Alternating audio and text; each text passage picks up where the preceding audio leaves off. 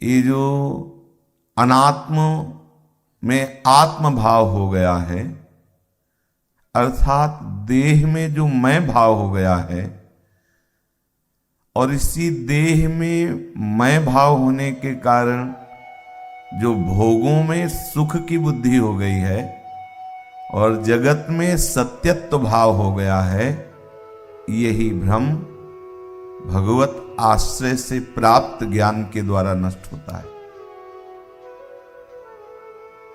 बिल्कुल सच्ची बात मानना, ये पढ़ने लिखने के ज्ञान से बुद्धि का विकास और प्रकाश होता है, पर जड़ चेतन की ग्रंथि का भेदन कर दे, ये ज्ञान भगवत प्रसाद से होता है। इसीलिए बार बार कहते हैं कि भगवत चरणारविंद का आश्रय, भगवत प्रदत्त ज्ञान, प्रभु उसके हृदय में दिव्य ज्ञान का संचार कर देते हैं। दिव्य दिव्य अनुभूतियां अपने आप उसके हृदय में प्रकाशित होने लगती हैं। जिन रागों का त्यागना अत्यंत कठिन है, वो हंसते हंसते स्वाभाविक प्रभु त्याग करा देते हैं। बड़ा आश्चर्य में देखा है, सामने देखा है, हृदय में भी देखा है। जिन पदों का, जिन भोगों का, जिन सुविधाओं का, जिन रागों का त्याग करना बहुत ही कठिन है, हंसते हंसते भगवद आश्रित जन स्वाभाविक उसका त्याग कर देते हैं। स्वाभाविक, उनको कोई श्रम नहीं, उनको कोई गम नहीं। ये भगवत आश्रय का अद्भुत चमत्कार। पूज्य श्री राधा बाबा कह रहे कि जिस क्षण किसी भी प्राणी ने एक बार भी किसी भी निमित्त से झूठ मूठ ये कह दिया कि मैं प्रभु का हूं, श्यामा श्याम का हूं, झूठ मूठ संबंध जोड़ दिया,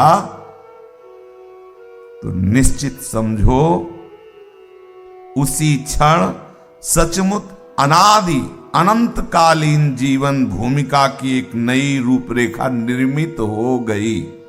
पूज्य श्री राधा बाबा के ग्रंथ का नाम है आस्तिकता की आधारशिलाएं, और ये बहुत हमारा प्रिय रहा है। भाई जी का प्रेम दर्शन और बाबा की आस्तिकता की आधारशिलाएं, संन्यास मार्ग से इस भगवत आश्रित मार्ग में आने में पूरा का पूरा योगदान इन्हीं छोटी छोटी वाणियां हैं, पर ये बिल्कुल निशाने में लक्ष्य बेधने का काम किया। जैसे रोज हम स्वस्थ होने के लिए टेबलेट पाते हैं ना, ऐसे में एक एक सूत्र रोज पढ़ते, पूरा नहीं पढ़ते थे, एक सूत्र पढ़ा तो छोड़ दिया, मनन करते हुए बैठालते थे उसके अंदर। आहा, कितनी जोर की बात कही, कितनी महिमा की बात कही। फिर सुन लीजिए, ये बहुत बड़ी, हम आपको कैसे बताएं, बस चुप होने का मन होता है। आपको यही लगेगा। सच्ची कहते हैं, भगवत कृपा से, गुरु कृपा से वेदांत शास्त्रों का स्वाध्याय हुआ। वाराणसी जैसे परम ज्ञान समुद्र नगरी में संतों का, सन्यासी जनों का, एक से एक परमहंसों का विचरण में संग हुआ, पर भगवद आश्रय नहीं था। ये हम आपको हृदय के, हमारा ही तो हृदय है ना, तो उसे हमने पढ़ा है, देखा है। भगवद आश्रय नहीं था।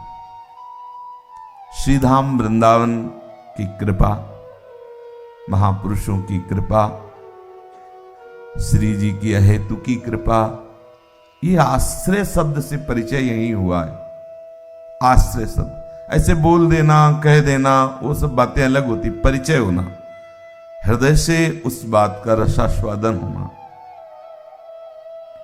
इस आश्रय से ऐसे जैसे समुद्र में तरंगे उठती है ना, ऐसे ज्ञान विज्ञान की तरंगे उठती है। इसलिए हम कह रहे हैं कि ज्ञान के मार्ग से आए और खूब ज्ञान के सूत्रों को पढ़ा, चलने की चेष्टा की। जैसा गुरु प्रताप से अंदर आता रहा, बाहर से बिल्कुल मूक, अंदर से प्रवीणता पूर्वक इंद्रियों के जाल से अपने आप को बचाते हुए आगे बढ़ने की चेष्टा करना। पर वो ज्ञान नहीं था जो आश्रय से आया। सच्ची आपको कह रहे, वो निश्चिंतता नहीं थी। जैसे बाहर खूब धन कमाए और किराए के कमरे में रहे तो कैसा सुख, और अपने घर आए तो कैसा सुख। ऐसा कुछ आश्रय से हुआ। प्रभु की कृपा प्रसाद से सच्ची कह रहे, विश्वास करना। बस ये जो बोलना है इसी समय ग्रंथ होते हैं, अन्य समय ऐसा नहीं कि ग्रंथ अवलोकन हो। कभी कोई सूत्र देखने की इच्छा हो जाए तो भले ग्रंथ उठा ले, नहीं, उनके द्वारा प्रदत्त जो सूत्र है उसी में समय निकल जाता है। कोई सूत्र दे दिया, कोई पद दे दिया, कोई चिंतन, उसी में तब लगता है भगवत प्रदत्त ज्ञान और भगवत प्रदत्त विचार और भगवत प्रदत्त भाव, यही सार है। यद्यपि प्रारंभ यहीं से सब होता है, पर आनंद का विशेष अनुभव तब होता है जब प्रभु प्रदत्त भाव, प्रभु प्रदत्त विचार, प्रभु प्रदत्त ज्ञान, उसमें कुछ अकल अपनी लगानी नहीं पड़ती, स्वाभाविक उसमें परमानंद में निमग्न रहता है। इसलिए हम कहते हैं भगवदाश्रित हो जाओ। फिर आप देखना, पूज्य श्री राधा बाबा जिस क्षण किसी भी प्राणी ने एक बार भी किसी निमित्त से भय में फंस गया, संकट में फंस गया, कोई ऐसी समस्या आ गई, रोग में फंस, कुछ ऐसा संत संग मिल गया, शास्त्र का कोई ऐसा शब्द पहुंच गया जिसने अंदर हलचल पैदा कर दी, अरे जीवन व्यर्थ जा रहा है, किसी निमित्त से, बाबा के शब्द हैं, किसी निमित्त से झूठ मूठ ही सही। भाई यही वचन ऐसे हैं जिन्होंने हर समय उत्साह पैदा किया, कभी निराशा नहीं आ पाई। जीवन में बड़ी ऐसी परिस्थितियां आती हैं, लेकिन उन परिस्थितियों में कभी निराश नहीं होने दिया, क्योंकि बार बार ध्यान आता, संतों ने कहा झूठे कोई भगवद आश्रित हो जाए, उसके मंगल की नींव रख गई तो ये घटना भरे अमंगल दिखाई दे रहे, लेकिन इसमें अमंगल नहीं होगा, जरूर कोई ना कोई मंगल छुपा होगा। और उत्साहवर्धन संत महापुरुषों के वचन अनुभूत होते हैं, इसलिए परम विश्वसनीय होते हैं। और शास्त्र के वचन हमसे परे हैं। हम बुद्धि चाहे जितनी लड़ावें, शास्त्र के सार को हम नहीं समझ सकते, और ये शास्त्र के सार को समझ के अनुभव करके फिर बोल रहे हैं। इसलिए हमें ये भाषा बहुत जल्दी समझ में आ जाती है और पकड़ में आ जाती है। शास्त्र गूढ़ भाषा है, ये ऐसी गूढ़ भाषा है जिससे तिजोरी में संपत्ति रखी जाए और भूल भुलैया के कई मार्ग बना दिए जाए। अब वहां संपत्ति को जो जानने वाला वही पहुंचा पाएगा, नहीं तो इधर उधर भी। इसलिए शास्त्र को जंगल कहा गया, भटक सकते हो आप, लेकिन संत महापुरुषों के वचनों को जंगल नहीं कहा गया। शास्त्रारण्य, लेकिन इनको जंगल नहीं कहा गया, इनको कहा गया बात पकड़ लो सीधे पहुंच जाओगे, क्योंकि ये उस संपत्ति का अनुभव किए हुए बोल रहे हैं। और राधा बाबा बहुत ही वैराग्य, ज्ञान और भक्ति की भूमिकाओं पर पहुंचे हुए महापुरुष हैं, किंचन मात्र कहीं राग नहीं। और वो वैराग्य धन्य है जो अनुराग से युक्त हो गया है। तो सारी बातें बाबा में भगवत कृपा से और बाबा के वचन है कि झूठ मूठ कोई प्रभु से संबंध जोड़ लिया, श्यामा श्याम के, हम जिसे आप सुन रहे हैं, हम भी बोल देते हैं श्यामा श्याम हम आपके हैं, खतरा मोल ले लिया। हाँ, अब जो एक जगह आगे शायद इसी में आए, आगे बाबा कह रहे हैं कि ऐसा जीव ही आपने कहा, इसमें लिखा है कि जीवन की भूमिका की नई रूपरेखा निर्मित हो गई, होगी नहीं, निर्मित हो गई। अब इस रूपरेखा में आप सोचेंगे कि हमारी जो वास व्यवस्था है कमजोर, बढ़िया हो जाएगी, और हो सकता है वो भी छूट जाए। ध्यान रखना, हो सकता है जो आपकी व्यवस्था है सुखद, और आपने कहा श्यामा श्याम हम आपके, तो मंगलमयी भूमिका का निर्माण होना है आपको अनुभव कराने के लिए। वो तो हो गया निर्माण, अब आपको अनुभव कराने के लिए तब शुरू होगा। आपकी हर सुखद व्यवस्था में विघ्न पैदा हो जाएगा। क्यों? क्योंकि आश्रय लिए हो ना सुखद व्यवस्था का। अब ये मंगलमय नींव पढ़ना शुरू, पूरी के पूरे तुम्हें भगवद आश्रित कर देगी वो बात, हे श्यामा श्याम हम आपकी आश्रित है। बहुत लोग कंठी माला उतार के रख देते हैं, ये व्यवस्था ऐसी होती है।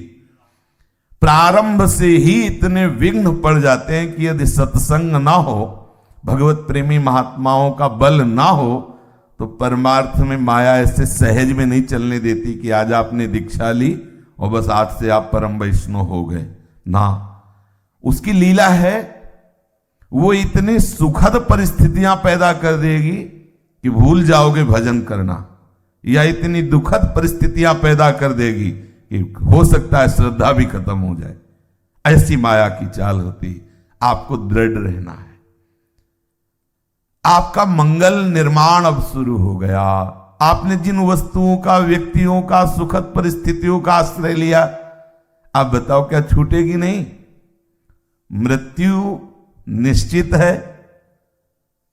कभी कभी तो बहुत उदासीनता पैदा होती है ठाकुर की लीला से, कि जिस हम रूप को देख रहे हैं ये ना पहले था ना आगे रहेगा, बिल्कुल स्वप्न की तरह है, गया। माता पिता भाई बंधु परिवार रिश्ते नातेदार, इनमें जितने गए गए। अब आप कोटि उपाय कर लो, उसकी सत्ता ही नहीं, उस रूप की, उस व्यक्ति की, उस वस्तु की, उस स्थान की सत्ता ही नहीं। मिट्टी में सब मिल गया, उस मिट्टी की भी सत्ता नहीं। कहां परिवर्तन? परमात्मा स्वरूप में जो विमुखता धारण किए हुए जगत के सम्मुख है, बड़ा दुर्भाग्य है। हर्षित हो रहे हैं हम छोटी छोटी वस्तुओं में, छोटी छोटी सुविधाओं में, किसी भी को अपना मान करके हम सोचते हैं हम आनंद को प्राप्त कर लेंगे और प्रभु से विमुख हैं। बड़ा दुर्भाग्य है। ये सब माया दृश्य है, माया दृश्य। कितने बड़े बड़े महापुरुष कहां गए? सब खो गए, स्वरूप में स्थित हो गए, लेकिन प्रगट में कहां गए? न भूतो न भविष्यति। कहां गए? एक स्वप्न था, अच्छा या बुरा, दो ही प्रकार के थे, बुरे व्यक्ति अच्छे व्यक्ति, अच्छी परिस्थिति बुरी परिस्थिति। एक स्वप्न है, सुकृत या दुष्कृत, दोनों की सत्ता नहीं। कितने महात्मा, अगर ये भक्तमाल ना हो तो आप क्या जानते हो कितने महात्मा हो गए? कौन जानता है? किस विषय? बहुत जब सोचोगे तो एकदम उदासीनता पैदा हो जाएगी। क्या है संसार? है क्या है? उन्नति, उन्नति, काहे की उन्नति? किसकी उन्नति? काहे की उन्नति? निराश हो रहे हैं, अवनति, काहे की अवनति? काहे का धर्म, काहे का अधर्म? एक खेल चल रहा है, समझ जाओ। ये धर्म, ये अधर्म, ये अच्छी परिस्थिति बुरी परिस्थिति, ये उत्तम ये अधम, ये महात्मा ये दुरात्मा, केवल खेल चल रहा है, एक का चल रहा है, एक का, दूसरे का नहीं। बस इतना जान लीजिए, नहीं यहां किसी की सत्ता नहीं है। जिन रूपों को आप लिए बैठे हो, जिन रूपों को अपना मान रहे हो, कहीं अस्तित्व नहीं। अब देखना चाहें हम किसी को, अमुक को, कैसे देख सकेंगे? गए, वो रूप ही गया, त्रिकाल में कभी नहीं आने वाला। कैसा स्वप्न है? उमा कहूं मैं अनुभव अपना, अनुभव अपना, सत हरिभजन जगत सब सपना। रोज हम चौपाई गाते हैं, सुनते हैं, थोड़ा अनुभव भी कीजिए। किस बात के लिए आप भगवद आश्रय छोड़े हुए विषयों का आश्रय लिए? कौन सी वस्तु, कौन सा व्यक्ति?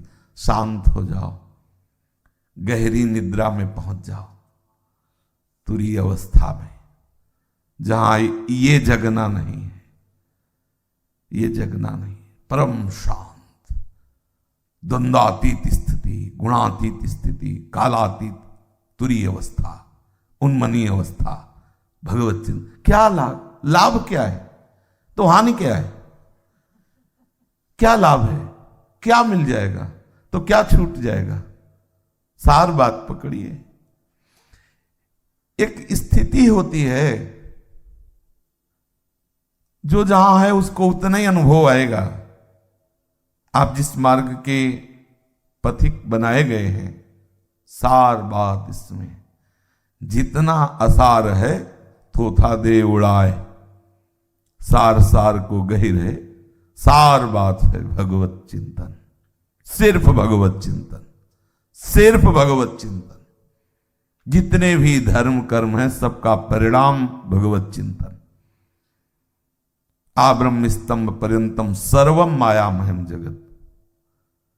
कल जो हमने व्यक्ति देखा और पधार गया, कभी नहीं देखने को आएगा, गया, पता नहीं कौन सी भगवान की ऐसी मोहिनी माया है, सब जानते हैं। कल किसी का शरीर फूका गया तो आज हमारा भी हो सकता है, लेकिन इतना राग शरीर में, शरीरों में राग, भोगों में राग, वस्तुओं में राग, और ऐसा लगता सत्य है साहब, आज ये उन्नति हो गई, आगे और उन्नति हो जाए, जाओगे कहां उन्नति में? इसी शरीर राग में बहते हुए जो आप यात्रा कर रहे हैं उसे उन्नति समझ रहे। उन्नति है समस्त उन्नतियों से वैराग्य हो जाए, यही उन्नति है। ये जो उन्नति और उन्नति का हमारे अंदर महत्व बैठ गया, इससे अलग हट जाए। तो आज आपने विचार किया कि मैं श्यामा श्याम के शरण में हूं, अब शुरू हो गया मंगल नींव खुदनी। अब उसके दो रूप हो सकते हैं, या तो जहां जहां राग किया है वो सब नष्ट होना शुरू हो सकता है, विघ्न पड़ना शुरू हो सकता है। तो आप सावधान हो जाए, कैसी भी परिस्थिति हो, ये बात ना हटनी चाहिए कि मैं श्यामा श्याम का हूं। इस बात को हटाने के लिए ऐसी लीलाएं हो सकती है, और मूल में दृढ़ करने के लिए कि आपका कहीं राग न रहे।